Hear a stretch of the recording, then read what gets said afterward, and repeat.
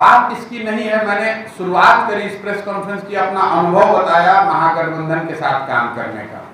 आप जीवन में कई प्रयोग करते हैं, उन प्रयोगों से में कुछ सफलता मिलती है, कई जगह आप असफल रहते हैं, उसमें कई चीज़ों से आपको सीखने का अवसर मिलता है। मैंने 10 साल ये काम किया है, 11 चुनाव में मैं जुड़ा रहा हूँ।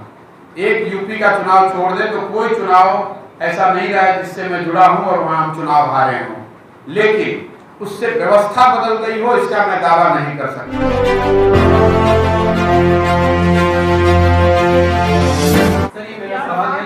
मेरा दो सवाल आपसे है कि पहला सवाल है कि जिस तरीके से एक तरफ जहां पूरे देश में एक धर्म आधारित राजनीति गढ़ी जा रही है, उसमें आपका विकास का मुद्दा कहां टिकेगा? और दूसरा सवाल है कि सर आपका, और हमेशा हम लोग देख रहे हैं कि आप नीतीश कुमार, कांग्रेस और लालू जी के प्रति बात कर रहे हैं, लेकिन बीजेपी के प्रति आपका कॉर्नर बिल्कुल सॉफ्ट है। ये दो सवाल है। देखिए, जो लोग चुनाव को लेकर बहुत चिंतित हैं कि चुनाव में क्या होगा, उनके लिए दो बात मैं बताना चाहता हूँ। एक तो पहली बात, चुनाव अभी 3.5 साल दूर है, उसकी चिंता अभी आप न करें। दूसरी बात, जो मेरा बहुत भारी आलोचक भी है, वो भी एक बात तो जानता है कि प्रशांत किशोर को और कुछ आए चाहे नहीं, चुनाव लड़ाने की समझ है। जितने भी राजनीतिक विश्लेषक हैं उनका सबका सम्मान है, उनका जो भी ओपिनियन है वो मेरे सर माथे पर, लेकिन थोड़ी बहुत समझ समाज की और चुनाव लड़ने और लड़ाने की मेरी भी है। तो आप उसकी चिंता न करें कि अभी की जो व्यवस्था है उनसे कैसे लड़ा जाएगा। प्रसाद जी, आपने बिहार में एक लंबा समय गुजार हुआ है और बिहार को बड़े करीब से देखा है। क्या आपको लगता है कि आपकी जो जन सुराज यात्रा, जो पैदल यात्रा आप करने वाले हैं, गाँव-गाँव जाने वाले हैं, और ये बिहार जो जातीयता इतना चरम सीमा पे है, उस परिस्थिति में आप बिहार को बदल पाएंगे? यहाँ हर चीज जातीयता से तय होती है, हर चीज संप्रदाय से तय होता है। देखिए, ये प्रश्न शायद सबसे ज़्यादा मेरे से रोज पूछा जाता है और हर दिन इसका मैं जवाब देता हूँ। जब जवाब देता हूँ तो लोगों के चेहरे पर लगता है कि नहीं, बात तो ठीक कह रहे हैं, लेकिन फिर वो स्प्रिंग की तरह वापस फिर सवाल आता है, इसलिए फिर से मैं एक्सप्लेन करता हूँ। अगर आप राजनीति करते हैं तो समाज में जो भी फैक्टर है, समाज के सारे पहलुओं की समझ आपको होनी ही चाहिए।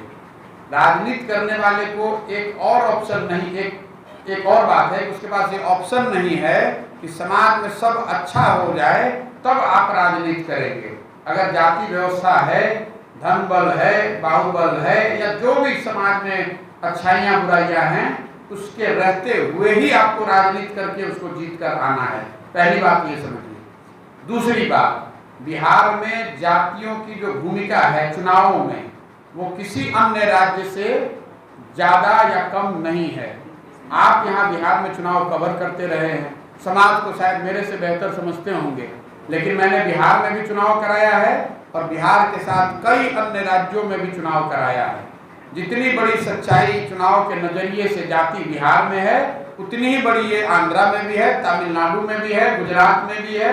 लेकिन एक भूमिका बना दी गई है, लोगों ने आपके हमारे मन में भर दिया है कि बिहार में कुछ नहीं हो सकता है, क्योंकि यहाँ पर सब कुछ जाति पर ही होता है।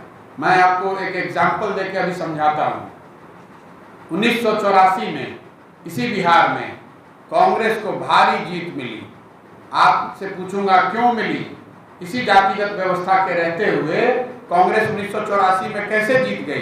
तो आप बताएंगे कि इंदिरा जी की मौत से जो सहानुभूति की लहर थी, उसकी वजह से समाज जातियों से ऊपर उठकर सबने कांग्रेस के लिए वोट किया, ठीक है ना? फिर मैं आपसे पूछूंगा कि 1989 में बीपी सिंह के नेतृत्व में जनता दल को बहुत भारी बहुमत बिहार में मिला। उस समय क्या हुआ? आप बताएंगे कि प्रशांत जी, बोफोर्स की वजह से भ्रष्टाचार बहुत बड़ा मुद्दा बन गया था, जिसकी वजह से समाज में सबने जाति धर्म से ऊपर उठकर बीपी सिंह के जनता दल को वोट किया। फिर मैं आपको पूछूंगा, मैं ऐसे 20 एग्जाम्पल दे सकता हूं, लेकिन मैं सिर्फ 3 दूंगा आपको समझाने के लिए। 84 एक घटना थी, 89 एक नैरेटिव था, एक मुद्दा था, और 2014 मैं पूछूंगा 14 में क्या हुआ? आप बताएंगे मोदी जी के नाम पर समाज में सब जाति के लोग, यही आप लोग लिखते हैं, यही एनालिसिस टीवी पर बताते हैं कि मोदी जी के नाम पर सब बंधन टूट गए, सारे लोग जात धर्म से ऊपर उठकर सबने भाजपा को वोट किया। ये 3 एग्जाम्पल क्यों दे रहा हूँ? आपके माध्यम से दर्शकों को, बिहार के भाई बंधुओं को बताना चाहता हूँ कि जो लोग आपके दिमाग में ये भरते हैं कि सिर्फ और सिर्फ जाति ही एक फैक्टर है, इन 3 चुनावों में क्या हुआ? अगर कोई मुद्दा, अगर कोई व्यक्ति, अगर कोई घटना समाज को एक साथ जोड़ दे तो समाज में वो ताकत है कि वो जातियों से ऊपर उठकर वोट करता है। होता ये है कि कोई दूसरा कोई बड़ा मुद्दा नहीं है, कोई व्यक्तित्व नहीं है, कोई ऐसी बड़ी घटना नहीं हुई है, वैसी परिस्थिति में समाज में एक भावना हो जाती है कि सब एक ही जैसे दिख रहे हैं, तो चलो भाई अपने जात वाले को ही दे देते हैं। ये बात है। इसलिए बिहार में बिल्कुल ये संभव है। बिहार के लोग, आप चाहे जिस जाति के भी हों, कोई नहीं चाहता है कि उसका बच्चा आधे पेट खाना खाए, कोई नहीं चाहता है कि उसके बच्चे की अच्छी पढ़ाई नहीं हो। आप किसी भी जाति के हैं, आप ये थोड़ी ना चाहेंगे कि आपके बच्चे के शरीर पर कपड़ा ना हो, आपके घर में कोई बीमार पड़ जाए तो डॉक्टर और दवा ना हो। हर जाति, हर व्यक्ति, हर परिवार का आदमी सोचता है कि यहाँ पर बेहतरी आए।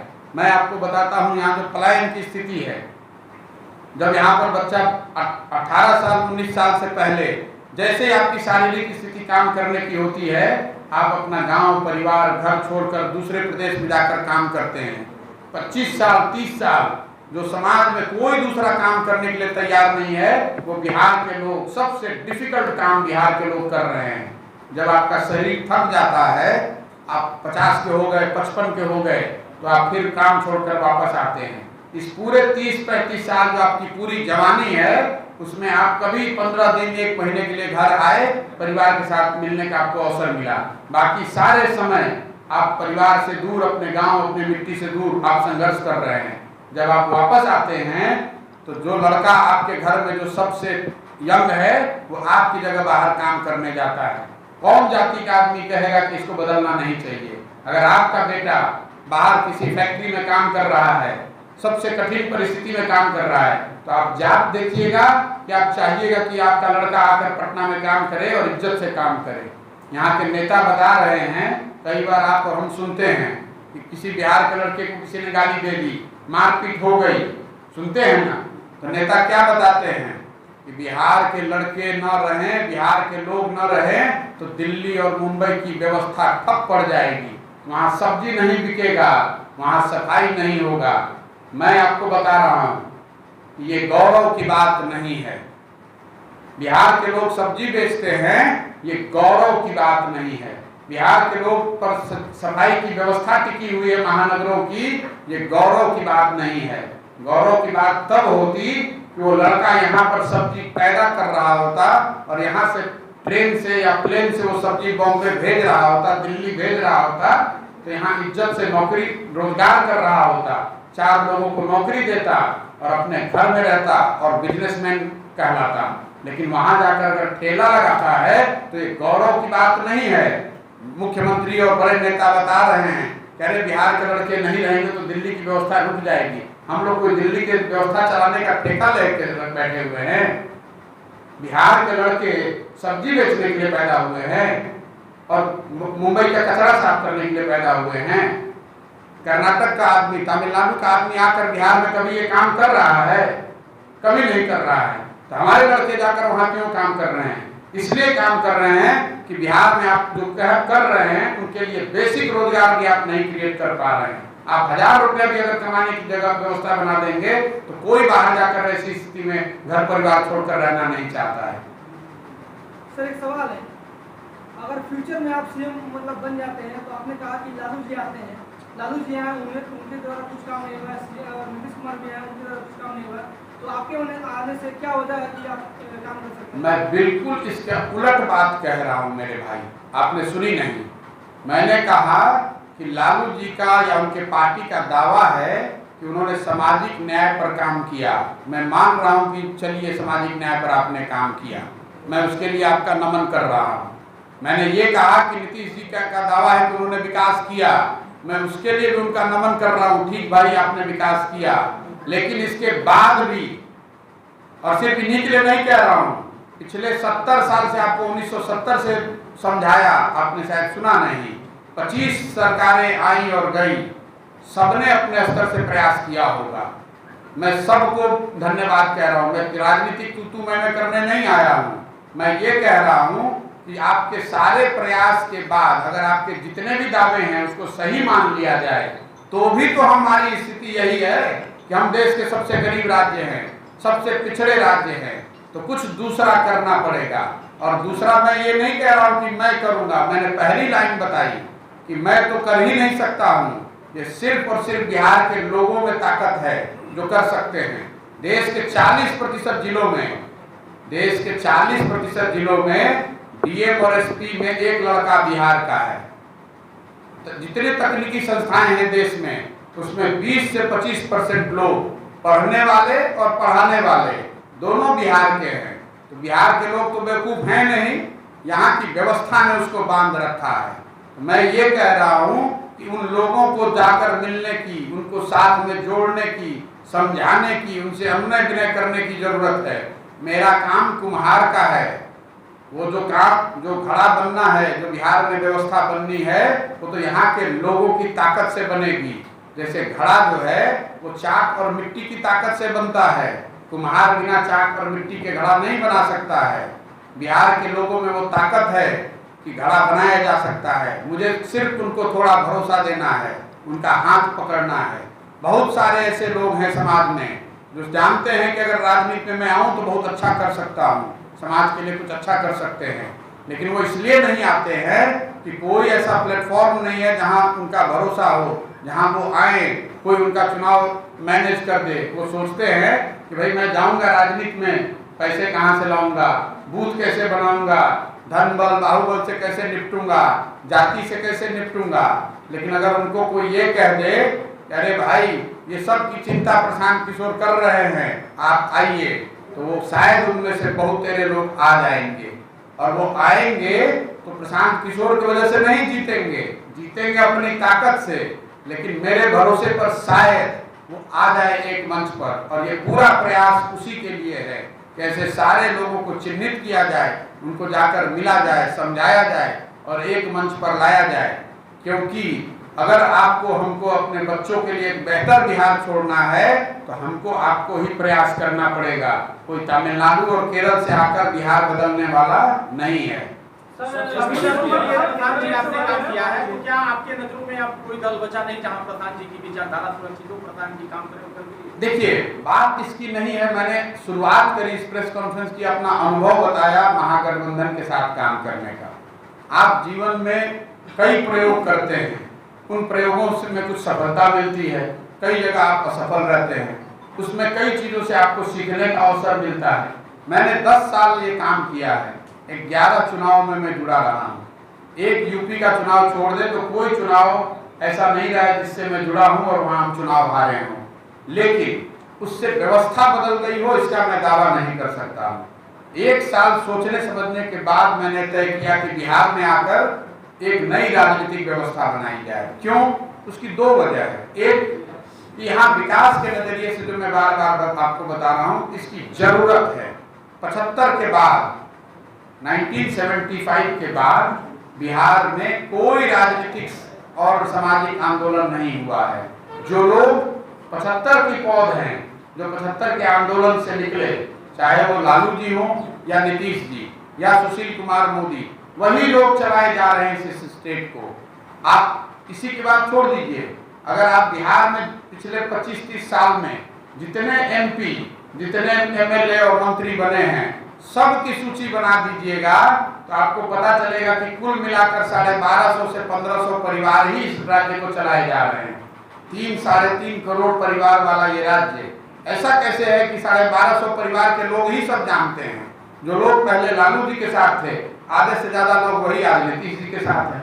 कल आपकी सरकार बन जाएगी तो उसमें आधे लोग फिर वही आ जाएंगे। इसीलिए व्यवस्था बदल नहीं रही है, और उसको बदलना है तो समाज में नीचे उतरकर नए लोगों को ढूंढना होगा, उनको एक साथ एक मंच पर लाना होगा और एक लोकतांत्रिक व्यवस्था बनानी होगी जिसमें कि सबको ऐसा लगे कि वो अपनी क्षमता के अनुसार कोई ना कोई जिम्मेवारी पा सकते हैं, कुछ ना कुछ कर सकते हैं। दूसरा कोई ऑल्टरनेटिव मेरे दिमाग में है नहीं। अगर आपके पास है तो आपका भी स्वागत है, आप मुझे बताइए। मैं अपने बुद्धि शक्ति से जो समझ पाया हूँ कि इसी तरीके से बिहार को सुधारा जा सकता है, दूसरा कोई रास्ता नहीं है, इसीलिए मैं प्रयास कर रहा हूँ। अगर मेरे जैसा आदमी जो बिहार के साधारण पृष्ठभूमि से आता है, यहाँ के सरकारी स्कूलों से पढ़ा है और मुझे जीवन में कुछ एक जगह मिल गई है, अगर मैं प्रयास नहीं करूंगा तो बिहार के किस लड़के में हिम्मत होगी प्रयास करने की? इसलिए प्रयास कर रहे हैं। लोग बता रहे हैं कि बहुत कठिन है, मैं आपको बता रहा हूँ अगर कठिन है इसीलिए करना है, कोई डरने की बात नहीं है। कठिन है इसीलिए करने आए हैं। अगर 10 वर्ष पहले आपको बताते कि भाई मैं कोई चुनावी प्रबंधन का काम करने वाला हूँ, तो आप में से बैठे हुए कितने पत्रकार इस बात को मान लेते कि ये संभव है? 10 साल में आपको संभव करके दिखाया है। अगले 2-3 साल में मेरा पूरा विश्वास है कि इसको बिहार में किया जा सकता है और आपको कर कर दिखाएंगे। समाज की नजर में सही लोगों की परिभाषा क्या है? गांधी का तस्वीर पीछे है, क्या वो सही लोगों की परिभाषा से जुड़ी नहीं? बिल्कुल, आपने देखिए सही बात पूछा कि जन सुराज में सही लोग कौन है। जन सुराज की नजर में, इस परिकल्पना में सही आदमी कौन है? किसी के माथे पर नहीं लिखा है कि सही आदमी कौन है। कैसे पता करें समाज में सही आदमी कौन है? तो जैसे आपको दही से मक्खन निकालना होता है तो आप क्या करते हैं? दही को मथना शुरू करते हैं, मथते मथते मथते दही से मक्खन निकल आता है। तो समाज से अगर अच्छे लोगों को ढूंढना है तो समाज को मथना पड़ेगा। जब आप हजारों लाखों लोगों से मिलिएगा, चुनाव के नजरिए से नहीं, इस नजरिए से नहीं कि कौन आपको ज्यादा पैसा दे सकता है, इस नजरिए से नहीं कि किसके पास कितने गनमैन हैं।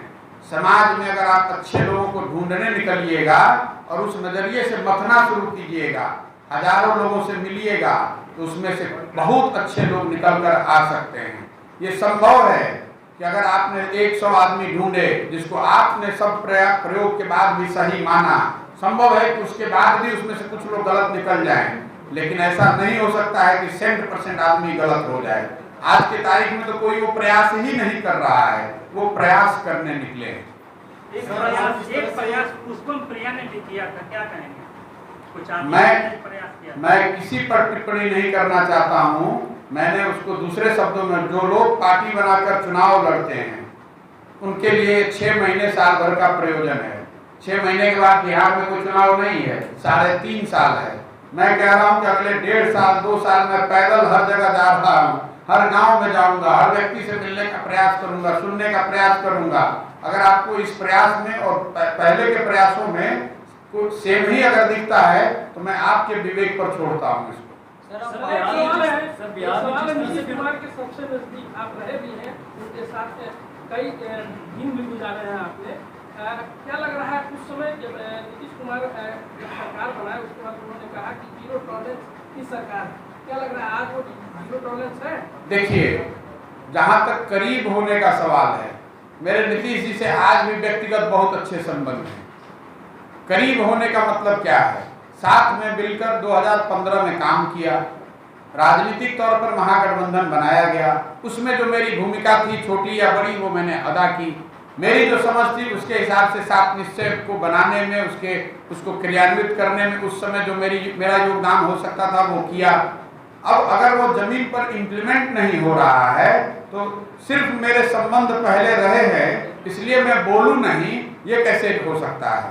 दूसरा, आपने कहा 0 टॉलरेंस की बात, तो बाकी बात छोड़ दीजिए।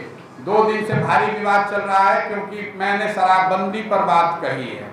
अब आप लोग सब सज्जन यहाँ सिवान में बैठे हैं, आप बता दीजिए कि शराबबंदी कितनी प्रभावी तरीके से लागू है। मैं इस बहस में नहीं पढ़ता हूँ कि शराबबंदी ठीक है कि गलत है। एक बार को मान भी लीजिए कि ठीक है, तो भी क्या वो लागू है?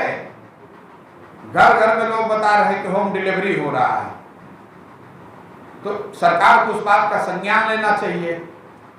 ये अहंकार करने से या घर में बैठ के ये अपने गद्दी पर बैठ के मान लेने से कि सब कुछ ठीक है, वो तो बात हो नहीं सकती है। कोई आदमी मुझे पिछले 2 महीने 1-1.5 महीने में नहीं मिला जो ये बता रहा है कि शराबबंदी सक्सेसफुल है। मैंने ट्विटर पे एक छोटा सा पोल डाला है, आप जाकर देखिए, 40,000 लोगों ने उसमें वोट किया है कोई मैनिपुलेट तो कर नहीं सकता है ट्विटर का पोल। 40,000 लोगों में 85% लोग बता रहे हैं कि साहब पूरी तरीके से फेल।